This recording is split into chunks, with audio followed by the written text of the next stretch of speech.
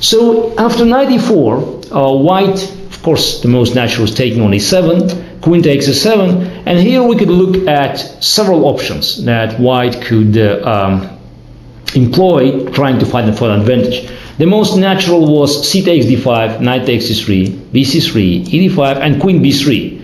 So the idea is quite simple. White is attacking d5 pawn, preparing c4, and thus trying to create an advantage in the center versus, black's advantage on the queen side. But of course, the central pawns are giving white slight edge because it could help them to develop the pieces and eventually have initiative, both on the center or on the queen side, where the black's pawns could be potentially subject to an attack. Black always played rook d8, and after c4, there were many games played in the beginning of 20th century where white enjoyed certain initiative, but later on it was found that it was not as simple. And one of the key games that changed the perception of this position was played, in fact, in 1889 in the semi-final match between Anatoly Karpov and Artur Yusupov. And Artur Yusupov, in fact, gave a second burst to this line. He played this opening against Anatoly Karpov in their semi-final match. He played it 4 times, and he, except losing game 8, which was the deciding game of the match, he got very good positions. He equalized in game 2, he was better in game 4, and he was winning game 6. Eventually that was a game 6, where he played the line with dc4, bishop takes c4, knight c6, and then we just will look at this game later. And after queen c3, bishop g4, castle, he took on f3, and it's happened that white's strong position in the center and bishop are not giving an advantage because of the exposed position of white king in this line.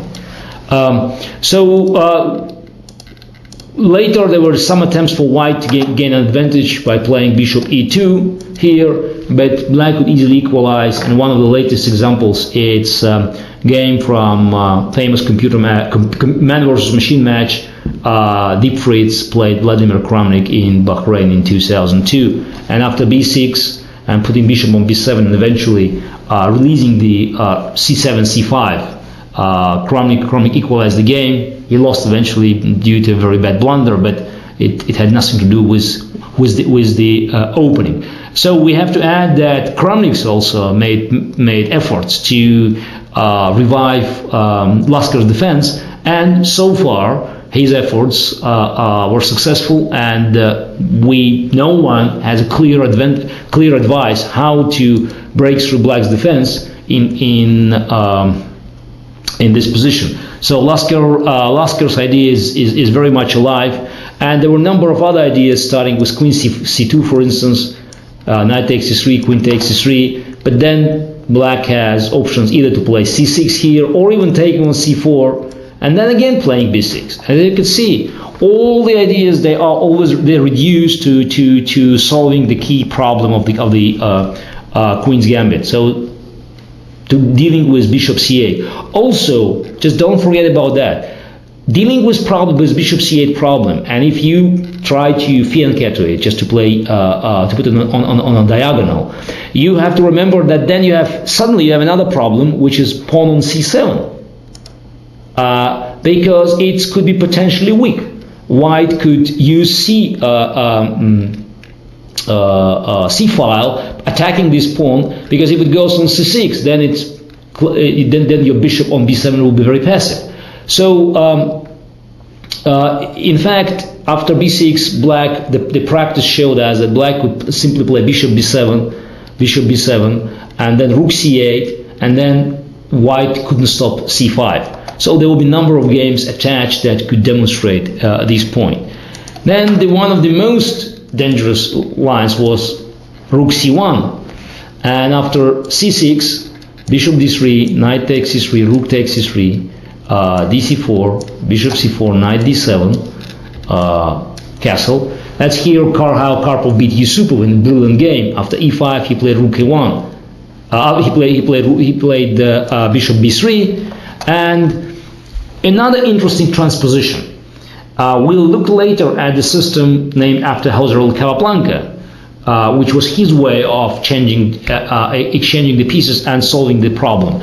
But this system did not have intermediate move h7, h6, attacking bishop on g5 and forcing it to go on h4. So that's why Capablanca's system, we reach this position with pawn on h7.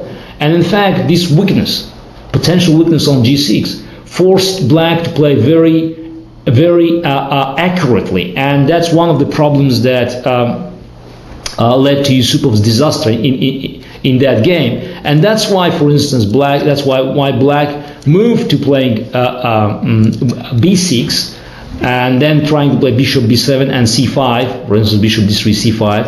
And that's also one of the positions that played extensively. I played against Kramnik myself with black in Las Palmas in 1996.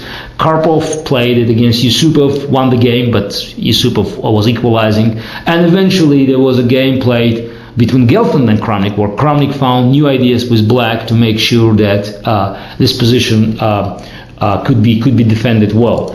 So there are a number of options for white in this position: Rook c1, Queen c2, and c takes d5. I would probably promote Rook c1 as one of the most popular and aggressive options for white. I could always point you at the game that I played in 1984 against Vasily Smyslov in the final candidate match, where I also played Rook c1, and we reached this position to c5, and I could equalize quite easily and drawing the game. That was also game 6 in our match. So looking at all these games, you could probably get some ideas how black are going to resolve the problems of the classical Queen's Gambit. And it's always interesting to see how the great players made this comeback. You have Emanuel Lasker and his followers in the first 10-15 years of the 20th century. Then you have Artur Yusupov in 80s, and to some extent, you know, you can add my own games, but not as I didn't use this opening as consistently as Artur Yusupov. And now we have to look at Vladimir Kramnik, who is employing this classical defense with great success, equalizing easily. So the Queen's Gambit, Lasker's defense, is still as popular as before because it proves that black has enough defensive resources.